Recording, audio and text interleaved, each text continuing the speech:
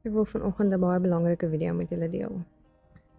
Ek het nog nie een van my testimonies het ek nog nie gedeel nie. En ek voel vanoggend is die regte tyd om dit te doen. So ons was betrokke met die verkeerde dinge gewees en in die proses het ek begin anxiety attacks kry. Die eerste 2 kere was ek in die hospitaal opgeneem. Hulle kon nie vir my sê wat gaan met my aan nie. Dit was baie erg geweest waar ek letterlik in die hospitaal sit met my hande alles so inkrimp. Dit gevoel of ek doodgaan, gevoel of ek hartaanval kry. Dit het my verskriklik baie erg getraumatiseer. En ek het toe van daar af omtrent vir 2 jaar lank het ek permanent panic attacks gekry. Ek het toe swanger geraak met Carly en dis hoekom ek weet dis willpower over enige iets anderste. Want vir die hele tydperk wat ek swanger was met Carly het ek nie panic attacks gehad nie. Toe is sy gebore en toe die panic attacks erger as, wel seker nie erger nie, die omtrent dieselfde as wat dit van tevore was, maar toe kom dit terug vir revenge. En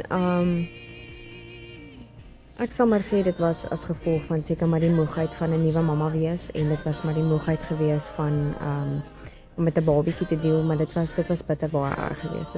Dit het omtrent aangehou tot omtrent sy 9 maande oud was. En Carly was nie 'n moeilike babietjie geweest nie. Ek het sonder om enige medikasie te gebruik. Ek was nooit op enige medikasie gewees nie. Ek het toe nou al my diagnose gekry, complete generalized anxiety, want ek was bang vir alles gewees. Anxiety oor medisyne, alles. Ek kon in die aand net in die bed lê en die see hoor en my brein kon al hierdie scenario's afspeel van waar ek gaan doodgaan en op die ou einde van die dag het ek 4 uur in die oggend eers aan die slaap geraak. Maar dit so gekom het dat ek nie eers woorde kan uitkry om te bid nie. Al wat net uitkom is asseblief, asseblief, asseblief, asseblief Here. Toe ontmoet ek iemand. Of ek het haar al lank geken, maar toe reik ek uit na haar toe. En ek begin toe met haar gesels en sy stuur vir my al haar Christelike musiek en sy begin my toe verskriklik baie bemoedig. So kom dit toe dat ek elke keer as ek panic attacks kry, dan sit ek die worship musiek aan en ek sing en ek bid en ek wil nie vir julle jok nie, dit was nie 'n paar weke nie, dis die panic attacks oor. Nou weet ek ook dat daar was dinge wat moes uitkom. Ek het goed nodig gehad om met my man te praat oor wat in die verlede gebeur het en ons het nodig gehad om vrede te maak met ons verlede en die dinge wat ook gebeur het. Maar die Here het my 100% genees van my panic attacks en van my anxiety. Ek het gelukkig nooit in depressie verval nie, alhoewel hierdie dinge loop maar saam. Al hierdie goeders loop maar saam. Maar om te gaan van ek weet nie of julle weet hoe voel dit om 'n panic attack te hê nie. Jy het fisiese simptome. Jou borspyn, jy kry nie asem nie, jou hart klop so vinnig, partykeer voel dit of hy ophou klop. Jou spiere trek in mekaar en saam. Dit help nie jy huil nie want dit vererger net dinge. Dit is 'n verskriklike ding om konstant met dit te lewe. Om dit konstant te kry. Elke liewe keer wat jy 'n panic attack kry, dan voel dit fisies of jy gaan doodgaan. En dit kan enige iets van 45 minute tot 2 ure, soms 3 ure vat vir daai gevoelens van doom om weg te gaan. Ek weet nou van beter. Ek weet dat dit absolute demoniese aanvalle is. Jy kan dit nie op 'n ander manier beskryf nie. Ek het die goeters binne in my aangespreek vir dit gesê om te gaan, want die Here het ons nie 'n gees van vrees gegee nie, soos wat hy in 2 Timoteus 1 vers 27 sê. Maar hy het vir ons 'n gees gegee van liefde en van selfbeheersing. En dis belangrik om hierdie dinge te weet, sodat ons onsself kan help. Ek lees vanoggend ook die hele gedeelte met Jesus wat vir die plus minus 5000 mans met hulle vrouens en kinders kos gegee het. Die 5 broodjies en die 2 visse. Hy het hulle nie gespoon-feed nie. Die goeders is vir die disippels gegee, die mense het in groepe van 50 of 100 gesit. En die goed is daar ingesit en die mense het hulle self gehelp. En dit is wat ons nodig het om te doen. Dit help nie ons bid vir die Here en vra vir die Here asseblief vat hierdie goeders weg. En dit is ongelukkig nie hoe dit werk nie. Vir party mense doen hy dit. Maar vir ander mense is dit 'n journey wat jy moet loop om ontslae te raak van dit. 'n Journey wat jy met die Here moet aanpak en moet besef dat as jy nie iets daaraan gaan doen nie, dan gaan dit nie weggaan nie. Dit help nie jy medicate. En jy moet vir die res van jou lewe op medikasie wees nie, want dit onderdruk net dit wat binne in jou is. Dit moet uit, dit moet weg, dit moet vlug van jou af. Nou, ek wil net 'n paar tips gee vandag vir goeders wat my genuine gehelp het. En ek moet sê, daar was 'n oomblik gewees nou seker so 2 maande terug.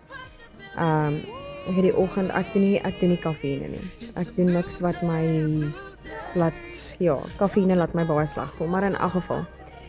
So dat ek een oggend toe ek treat myself met 'n hug en 'n mug. So 2 ure later toe voel ek of ek wil uitpaas.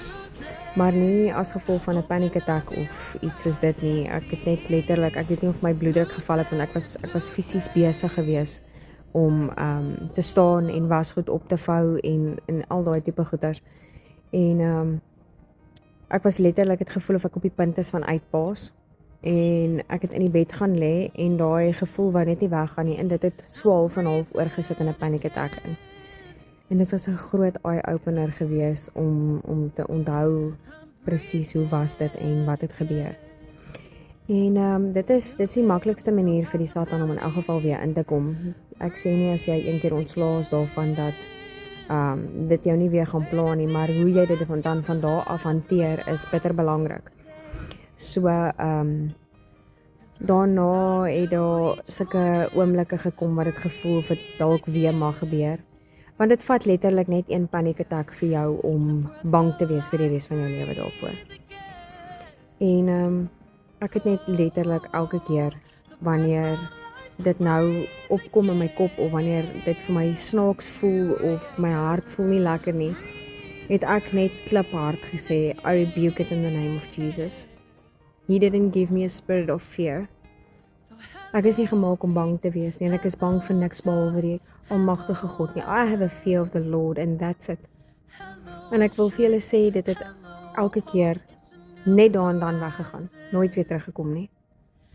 Dit is nodig om te besef dat ons hierdie goeders in ons hande kan vat, saam met die Here kan werk, hierdie goed kan uitdryf, en vir ander mense dan so ook kan help.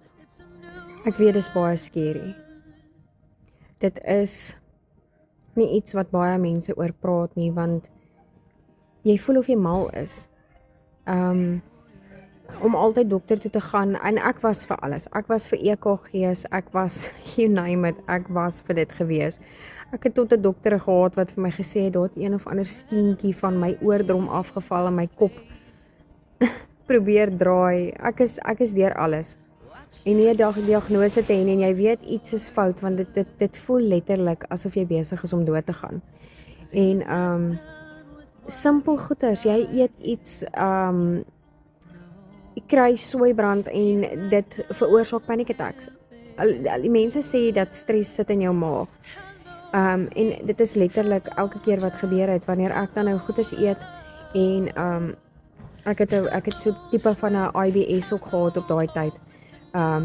Dan slaan dit dadelik oor in 'n panic attack en so daar's letterlik dit eskaleer net die hele tyd.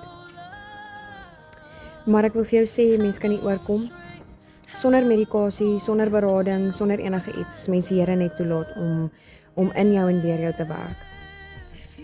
Ek hoop regtig dat ek vandag iemand kan bemoedig. En ek wil net aanhou sê dat ek besef die lewe is vol stres.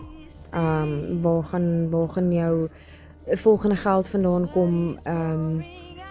Is jou salaris genoeg? Gaan jy al die bills aan die einde van die maand kan betaal? Doen jou kind goed? Is jou huwelik? Ek besef al hierdie dinge is stresvol. Maar ons moet net onthou dat die Here ook dan nou in Matteus 6 sê, van vers 27 af, dat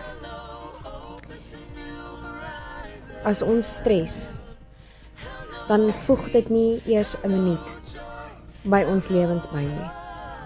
Ons moet hom vertrou in alles en 100% op hom vertrou. Die Here is goed. Die Here sal jou hierdeur help. Ek bid vir julle geseënde week vorentoe.